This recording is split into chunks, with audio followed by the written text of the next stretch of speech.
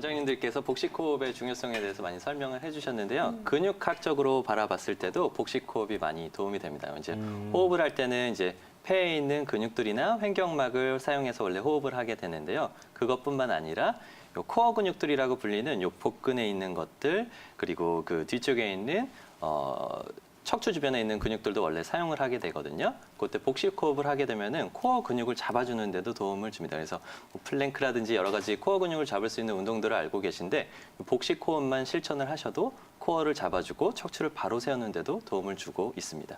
한의원에 가시면은 전문적인 치료가 다 가능합니다. 그래서 이 안쪽에 점막을 뭐 들여다보기도 하고 많이 부어 있는 경우에는 그쪽에 이제 사혈을 해서 뭐 피를 빼낸다든지 아니면 연고나 그런 이제 점액질 물질을 뭐 집어넣는다든지 아니면 한약 치료, 침 치료 여러 가지가 있는데 지금 아까 수능 말씀하셨는데 지금 얼마 남지 않았잖아요. 네. 근데 이제 그렇죠. 한의원에 가서 오랜 시간 동안 이제 진료를 받고 하기가 어려우시니까 간단하게 지압할 수 있는 부위를 좀 가르쳐 드리려고 해요. 그래서 네. 이제 영양혈은 많이 들어보셨을 거예요. 코 양쪽에 이렇게 움푹 들어간 부위인데요. 코가 막히고 이제 구호흡을 많이 하시는 분들이 여기를 좀 지그시 눌러주시면 좋고 또 한 가지 오늘 가르쳐드리고 싶은 것은 머리 위에 있는 요 전체적인 부위가 다 코랑 연관되어 있는 혈자리들이거든요. 그래서 꼭 정해진 어떤 백회라든지 일정한 혈자리뿐만 아니라 전체가 다 혈자리라고 생각하시고 공부하다가 이렇게 머리가 쏠리면 코가 더 막히게끔 돼 있거든요. 한 번씩 일어서셔서 이렇게 여러 가지 부위들을 그냥 쭉 눌러주시면 일시적으로나마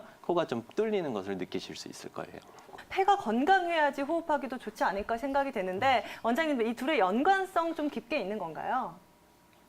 네, 그렇습니다. 그러니까 주로 이제 폐기라고 얘기를 하거든요. 폐기가 강하다고 하면은 이렇게 생활력이 많고 에너지가 많은 상태를 의미해요. 그리고 저희 한의학에서 볼 때 원래 기라고 하는 것이 에너지라는 의미로 이렇게 사용을 하기도 하는데 어떤 한 학파에서는 지금 기라는 의미를 그대로 그냥 호흡으로 연관을 시켜서 이렇게 생각하기도 하거든요. 그래서 기가 강한 분들은 호흡이 좋고 강하신 분들, 또 기가 약하신 분들은 호흡이 짧고 약하다. 이렇게 판단을 하고 있기 때문에 폐 기능이 좋고 호흡을 잘 하시는 분들이 훨씬 건강하다고 볼 수가 있겠습니다.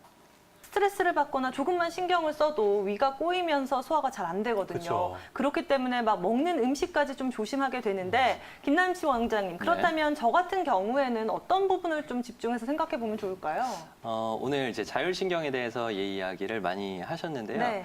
자율신경 계통에 대해서 좀 생각해 보시면 좋을 것 같아요. 그래서 이제 오늘 자율신경에 대해서 이야기 많이 나는데 자율신경이라는 것은 그냥 말 그대로 위장의 움직임을 조절해주는 그냥 신경 계통이다 이렇게 생각하셔도 될 것 같아요. 그래서 내부의 장기의 움직임 우리가 느낌으로 이렇게 조절할 수는 없지만 저절로 움직이고 있는 것은 이 안에 신경이 분포하고 있기 때문에 이렇게 잘 움직일 수 있는 거거든요. 그래서 자율신경 계통이라는 것은 뇌 그리고 척추 주변에서 신경이 나와서 내부 장기의 움직임을 이렇게 조절을 하고 있습니다.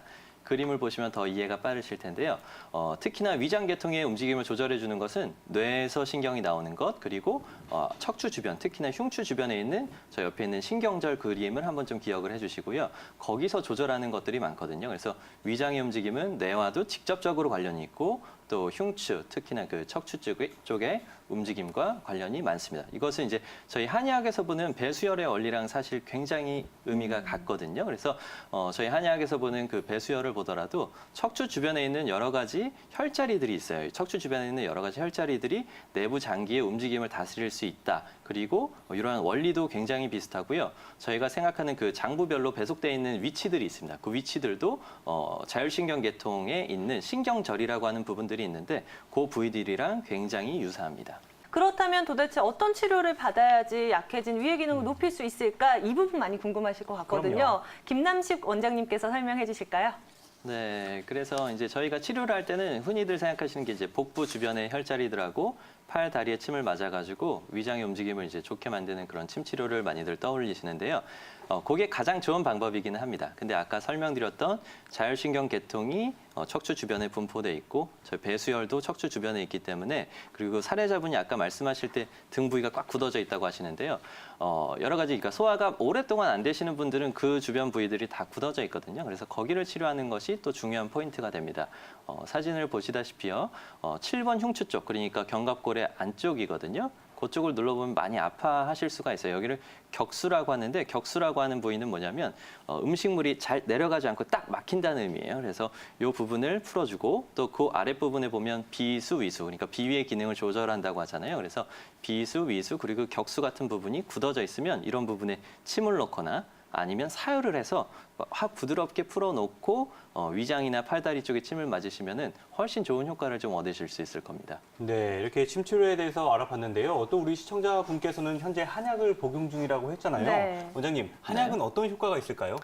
한약은 이제 위장 기능을 개선시키는 쪽으로 접근을 해야 되거든요. 위무력증이라는 게 어떤 뭐 특별한 병명이 아니고 위장의 기능이 많이 떨어져 있다는 걸 의미하기 때문에 위장의 기능을 개선시키는 방향으로 이제 약을 써야 됩니다. 저희가 한방에서는 주로 이제 담음이라고 하는 개념이 있는데요. 담음이라는 불순물을 좀 배출시키고 아까 설명드렸다시피 비장이랑 위장 그러니까 비위의 기능을 좀 도와주는 개념으로 약을 쓰게 되는데요.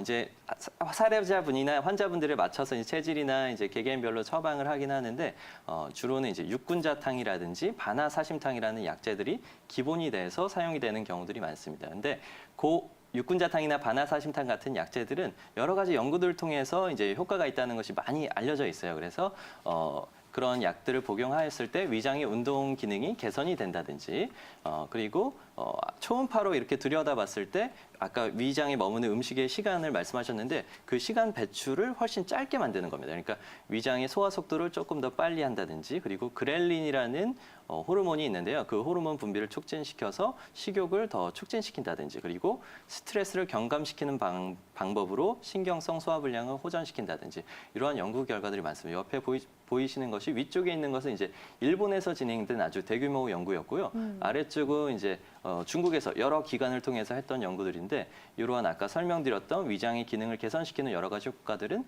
해외에서도 이렇게 많이 연구되고 있습니다.